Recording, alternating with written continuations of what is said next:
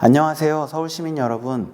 저는 난임 전문병원인 마리아병원에서 부원장을 맡고 있는 주창우라고 합니다.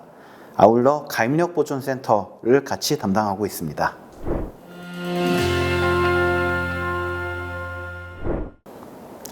오늘 제가 여러분께 드릴 말씀은 난임 혹은 불임에 대한 얘기입니다. 사실 최근에는 난임이나 불임에 대해서 많이들 알고 계시는 분들이 많이 있는데요. 사전적으로는 난임은 이제 임신이 잘 안 되는 상태, 그리고 불임은 임신이 어려운 상태를 칭한다고 생각하기 쉬운데, 사실 의학적으로는 이 둘 사이 구분이 확실하지가 않습니다. 그 얘기인즉슨 과거에는 임신이 불가능하다고 생각했던 상황 중에서 많은 경우에 최근에는 이제 의학기술의 도움을 빌어서 임신이 가능한 경우가 아주 많기 때문이에요. 그래서 최근에는 의학적으로는 불임이라는 말과 난임이란 말을 혼용해서 사용을 합니다. 다만 이제 불임의 그 부정적인 단어의 뜻이 있기 때문에 주로 난임이라는 말을 많이 쓰고 있죠. 그래서 의학적으로는 난임은 피임하지 않고 1년 동안 임신이 되지 않는 상태를 말합니다.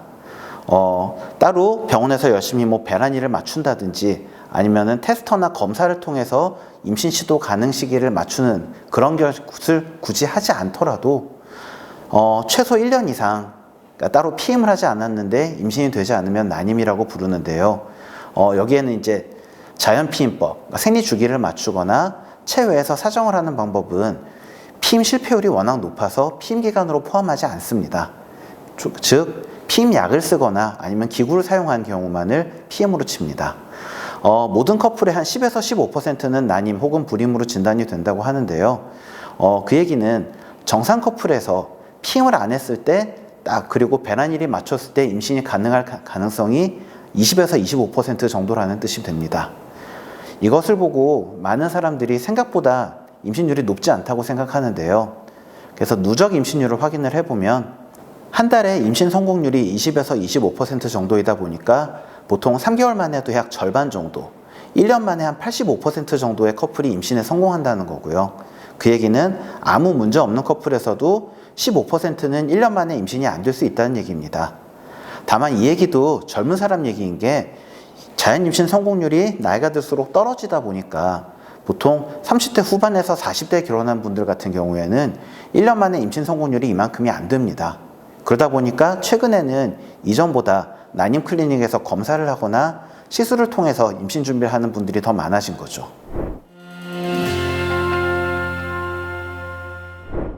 최근에 예전보다 난임 부부가 많아진 것으로 느껴질 수 있을 텐데요. 사실 여러 가지 원인이 있을 겁니다. 거기는 이제 환경오염이나 식생활의 문제, 혹은 환경 호르몬이나 여러 가지 질병 같은 원인들도 있을 수 있는데, 그 중에서 저희가 가장 신경을 쓰고 보고 있는 부분이 고연령 임신 시도, 결국 임신을 시도하는 나이 자체가 예전보다 늦어졌다는 겁니다. 사실 여기서에서는 아주 명확하게 저희가 데이터를 가지고 있거든요. 그러다 보니까 또 하나, 나머지 환경이나 질병, 식생활 같은 것들은 우리가 조절하기 어려운 부분들이 많이 있는데, 임신 시도는 노력하면 어느 정도는 1, 2년 정도는 극복할 수 있는 부분들이 있다 보니까 좀 더 포커스를 맞추고 중점을 들여서 말씀을 드리게 되는 부분이 있습니다.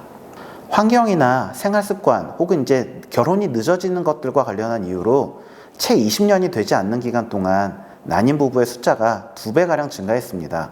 이게 지금 2004년에서 2018년 얘기인데요. 이후에 2024년까지 6년 동안에 또 거의 2배 가까이 증가했습니다. 그래서 난임 진단자는 굉장히 가파르게 늘어나고 있고, 최근에는 그래서 여성 5명 중에 1명은 난임을 경험한다라는 데이터가 있을 정도로 어떻게 보면 우리 주위에서 난임에 대해서 좀 더 접하기가 흔해진 상황이 된 것 같습니다. 이 그래프는 우리나라에서 만든 자료인데요. 여성의 연령대별 난임률을 보여주고 있습니다. 20대에는 전체 커플의 14% 정도가 난임인 반면에 30대 후반이 되면 거의 전체 커플의 절반이 난임이 되고, 40대가 되면은 70%가 넘는 커플이 난임으로 진단이 됩니다. 이게 나이에 따라서 임신 성공률이 이만큼 떨어진다는 건데요. 이것은 우리나라뿐만 아니라 외국의 데이터에서도 마찬가지여서 영국의 데이터를 봐도 과거 70년대에 비해서 90년대, 2000년대로 갈수록 임시 시도 기간이 늦어지고 임신 성공률이 낮아지는 것을 볼 수 있습니다. 이것은 미국 데이터인데요. 미국도 마찬가지로 임신 성공률이나 아니면 출산율이 나이가 들면서 떨어지는 것은 분명해서 아까 제가 한 달에 임신 성공률이 20에서 25% 정도라고 말씀드렸었는데 30대 초반까지는 그 정도 수치가 유지가 되지만 30대 후반만 되더라도 20%가 안 되는 임신율을 보여줍니다. 이게 제가 진료할 때 여러분들께 말씀드리는 교과서에 나오는 그래프인데요. 이게 여성의 나이에 따른 임신 성공률에 대한 그래프입니다. 보시면은 20대 초반에서 30대 초반까지는 한 달에 임신 성공률이 20에서 25% 사이를 유지를 하는데 만 30세가 딱 지나고 나서부터는 20% 아래로 떨어집니다. 그래서 요즘에는 만 35세 이후면은 난임이다라고 알고 있는 분들이 이제 많이 늘었고 이제 노산이다라는 것들에 대해서도 많이 알려져 있는데 만 35세를 보면은 임신 성공률이 한 달에 15%가 안 돼요. 결국은 만 35세부터 임신 성공률이 떨어지는 게 아니라 임신 성공률은 30대가 되면 이미 떨어지기 시작하는데 만 35세가 이제 어릴 때 반토막이 납니다. 그래서 그때부터는 난임이 좀 더 심각해진다라는 얘기가 되는 거죠. 결국 임신 성공률은 나이가 들에 따라서 떨어지는데 만 35세부터가 아니라 30대 이후부터 누구나 가입력은 감소하게 됩니다. 임신 성공률이 떨어지는 것은 자임신뿐만 아니라 시험관 시술을 했을 때도 마찬가지여서요. 시험관 시술 성공률도 나이가 들면서 점점점 감소하게 됩니다. 그래서 30대 초반까지는 시술 한 번의 성공률이 40% 이상이 되는데 그것이 30대 후반이 되면은 40% 아래로 떨어지고 40대가 되면은 20% 아래로 떨어집니다. 결국 내가 자임신이 어려우면 시술을 하면 임신이 되겠지. 물론 시술을 하면 자임신보다 훨씬 임신율이 높긴 하지만 시술 성공률도 나이에 따라 떨어지니까 더 젊은 나이에 시술을 하는 것이 임신에는 더 유리할 수 있다라는 얘기가 됩니다.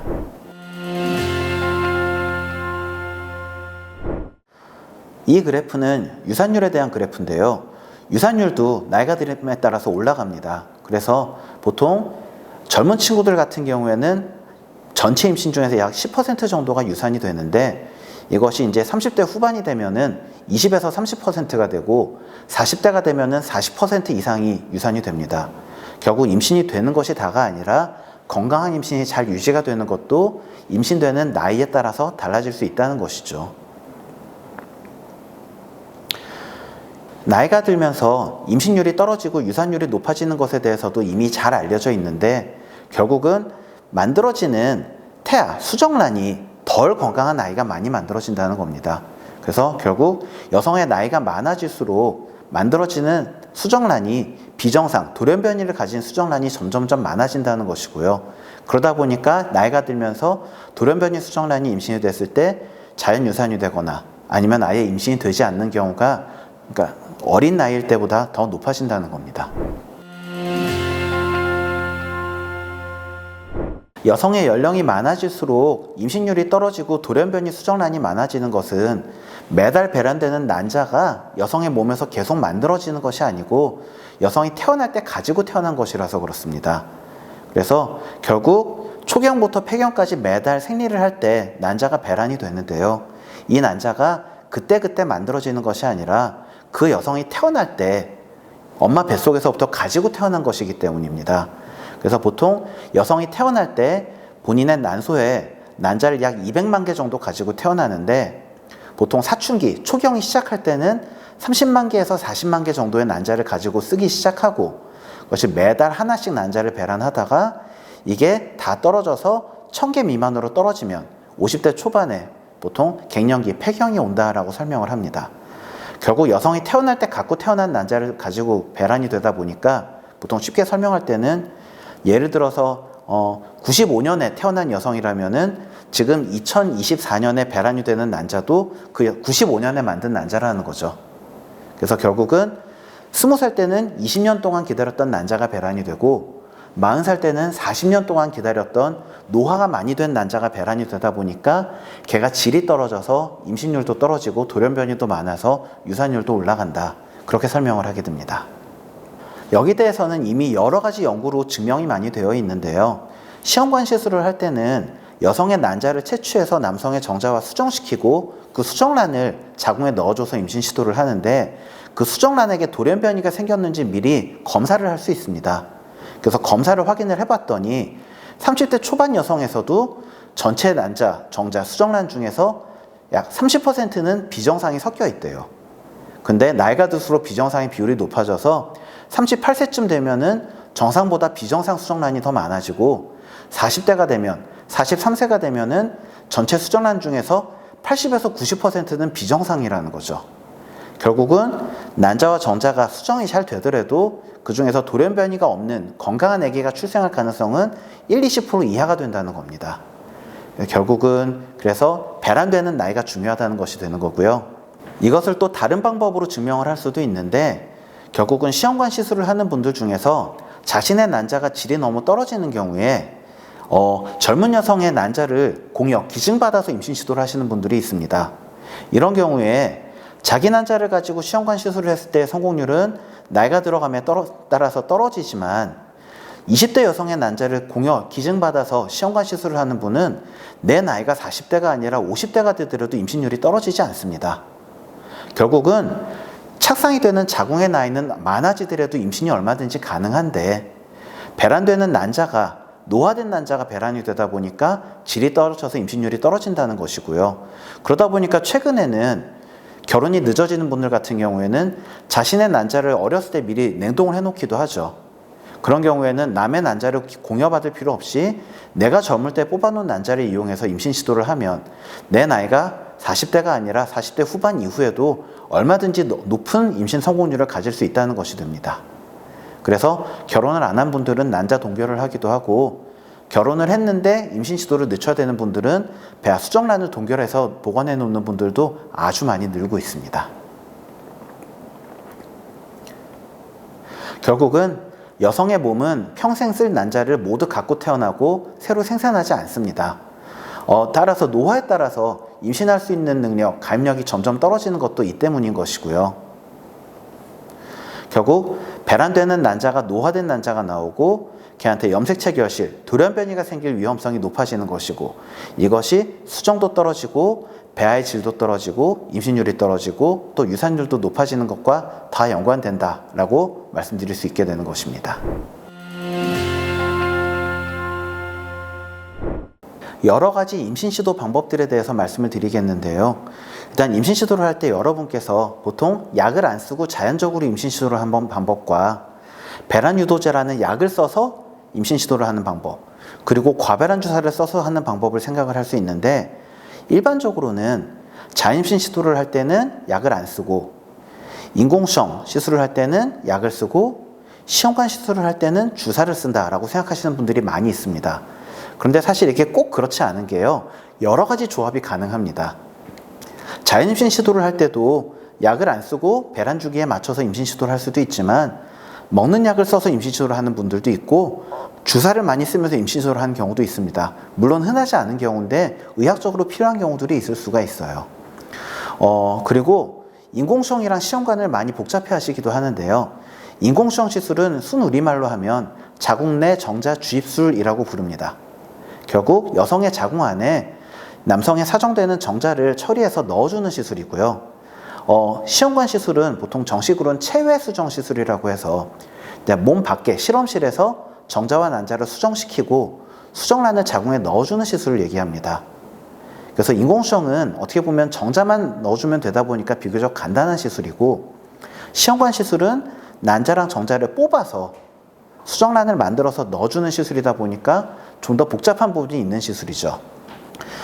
그래서 일반적으로는 인공수정 시술을 할 때는 배란 유도제를 써서 하고 시험관 시술을 할 때는 과배란 주사를 쓴다고 생각하시는 분들이 많이 있는데 이게 반드시 그렇지 않습니다. 왜냐하면 인공수정 시술을 할 때도 약을 안 쓰고 자연주기로도 할 수 있고 과배란 주사를 많이 써서도 할 수도 있습니다.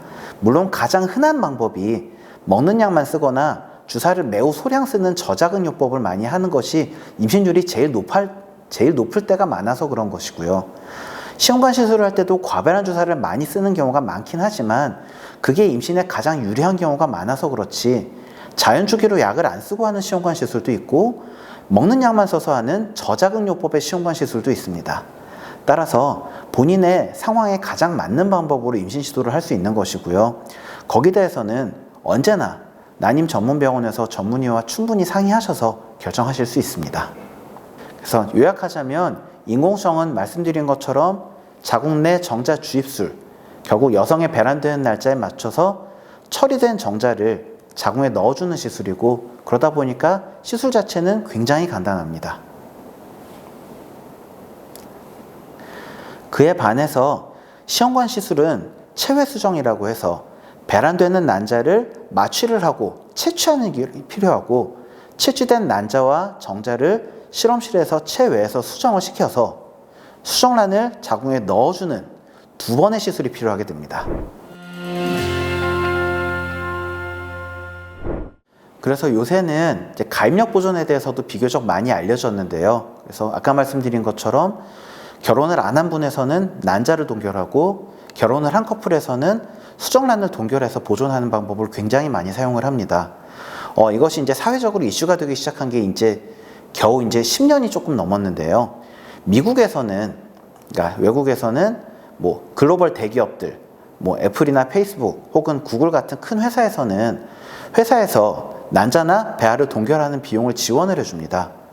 미국은 우리나라보다 의료비가 거의 10배 정도 비싸서 한 사이클 시술하는데 우리나라 돈으로 수천만 원씩 들거든요.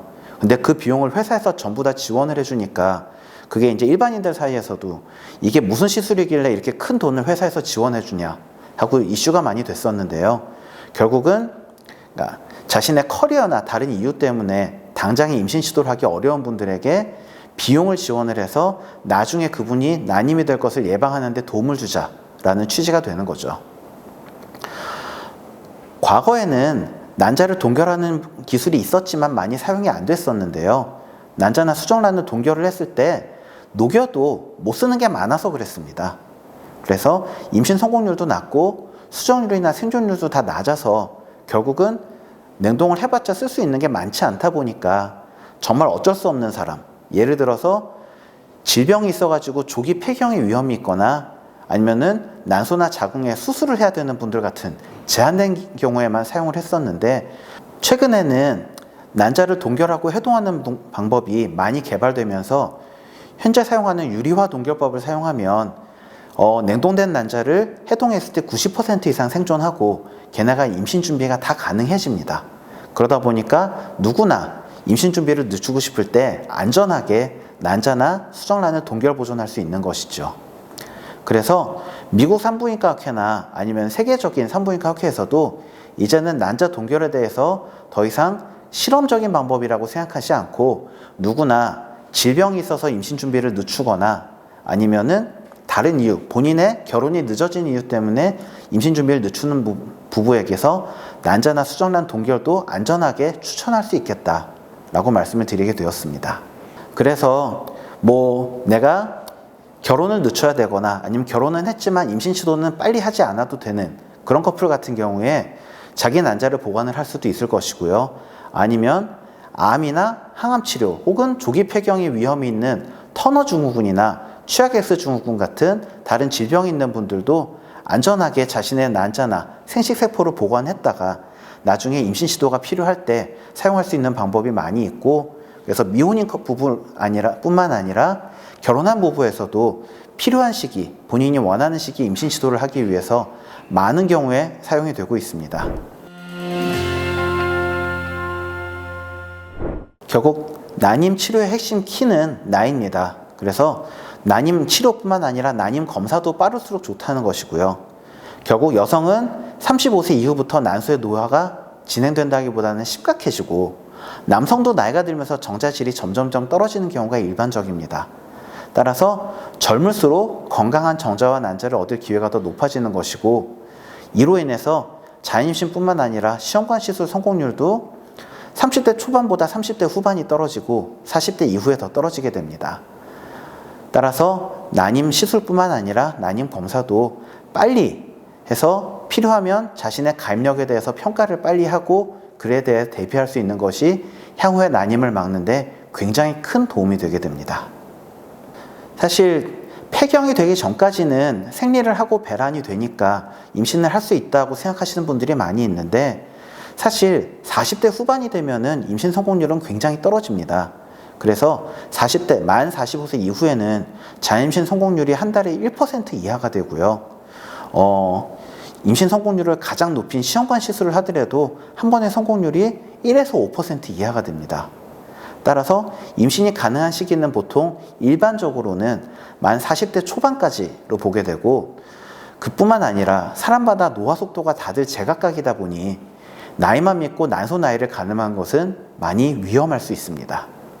나이가 들어서 임신율이 떨어지면 시험관 시술을 해서 임신을 하면 되지라고 가볍게 생각하시는 분들이 좀 있는데요. 사실 시술 성공률도 말씀드린 것처럼 나이가 들수록 떨어집니다. 그래서 30대 초반 같은 경우에는 시험관 시술 성공률도 한 번에 40% 이상을 기대할 수 있지만, 이것도 점차 떨어져서 38세 이상이 되면 한 번에 20에서 25% 정도가 되고, 40대가 되면 20% 아래로 떨어집니다. 결국 시술을 해도 40대 후반 같은 경우에는 10번에 한 번 될까 말까 할 정도로 시술 성공률도 어려워질 수 있다는 것이죠.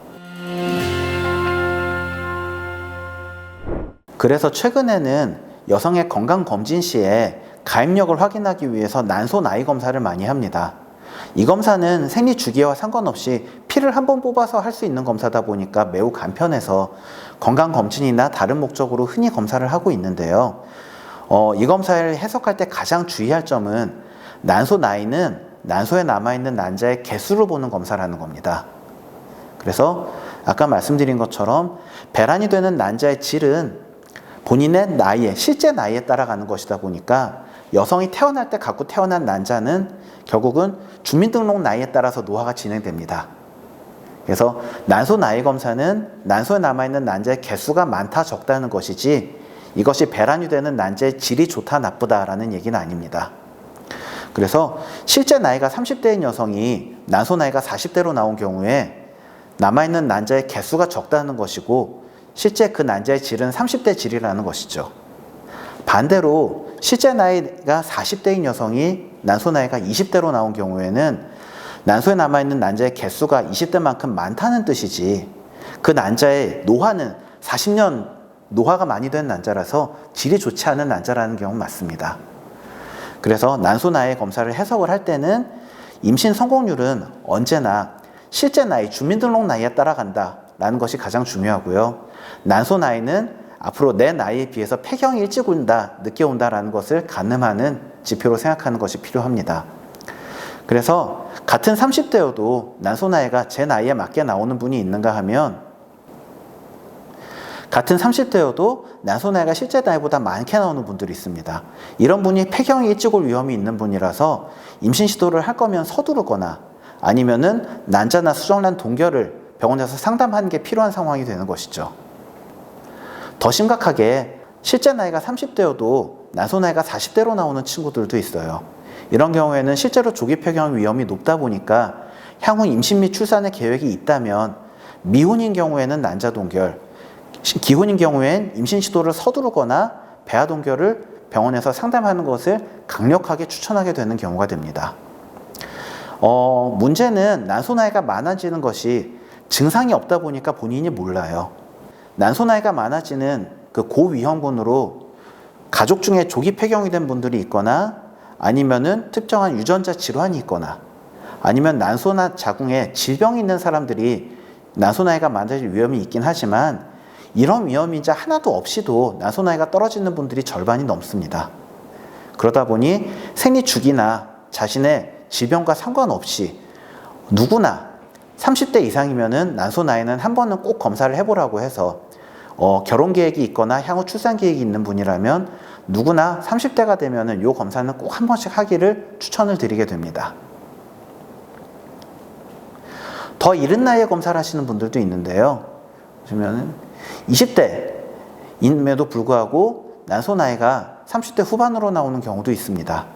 따라서 본인의 실제 나이와 아니면은 병력이나 생리 주기와 상관없이 난소 나이가 다르게 나올 수 있기 때문에 이에 대해서는 자신의 증상과 상관없이 검사를 해보는 게 좋겠다는 것이고, 보통 25세 이전에는 난소 나이가 크게 변화가 없습니다. 그래서 보통 20대 초반에겐 추천하지 않지만 20대 후반 이후 혹은 30대인 모든 여성은 최근 1, 2년 이내에 난소 나이를 검사해 본 적이 없다면 누구나 자신의 가입력을 확인하기 위해서 난소 나이를 한 번은 검사해 보는 것을 강력하게 추천하게 됩니다. 여성의 가입력, 임신 능력은 30대 초반부터 감소하기 시작하고 30대 후반부터는 급격하게 감소하게 됩니다. 따라서 20대 후반이나 30대 초반의 젊은 시기에 혈중 호르몬 AMH라고 부르는 난소 나이에 대한 검사를 통해서 자신의 가입력이 잘 유지되는지 확인을 한번 하는 것은 반드시 필요하게 되겠습니다. 따라서 30대 이후부터 지속적으로 급격하게 임신율이 감소되고 유산율이 증가하고 35세 이상부터 난소 기능은 급격히 떨어진다는 것을 누구든지 잘 알고 계시는 것이 필요하고, 따라서 피임을 계획하기 전에 자신의 가입력이 어떤지를 먼저 확인을 하기 위해 난소 나이 검사를 하는 것은 언제나 추천이 됩니다. 그리고 35세 이상인 경우에는 결혼과 동시에 가족 계획을 세워서 당장 임신 시도를 준비를 하든지 아니면 임신 시도를 늦추는 경우에는 난자나 배아 동결을 하는 것을 한번 상의해 보는 것을 고려하는 것이 필요하고, 35세 이전이라도 방심은 금물, 가입력은 나이와 별개일 수 있으므로 검사를 통해서 자신의 난소 나이를 확인하는 것은 언제나 강력하게 추천하게 됩니다. 마지막으로 세 줄로 요약하자면 20대 후반 이후로 임신 성공률은 누구에게서나 점차 감소합니다. 자임신뿐만 아니라 인공수정 시술이나 시험관 시술의 성공률도 나이에 따라 감소하지만 첨단 기술의 도입으로 계속 많은 부분이 극복되고 있습니다. 피검사를 통한 난소 나이를 확인을 해서 난임 위험도를 예측할 수 있고 난자 동결이나 배아 동결법을 통해서 난임을 예방할 수 있습니다. 따라서 건강할 때의 준비, 선택이 아니라 필수입니다. 다른 질병도 증상이 생기기 전에 미리 검진을 통해 조기에 진단하고 예방할 수 있는 것처럼 난임도 미리 검사를 통해 조기에 확인하고 예방하고 아니면 쉽게 치료할 수 있는 방법이 있습니다. 지금까지 난임의 원인과 이를 예방하기 위한 방법들에 대해서 말씀을 드렸습니다. 오늘의 내용이 여러 신혼부부들의 가족계획과 건강하고 행복한 가정생활에 도움이 될 수 있기를 바랍니다. 저는 서울마리아병원의 주창우였습니다. 감사합니다.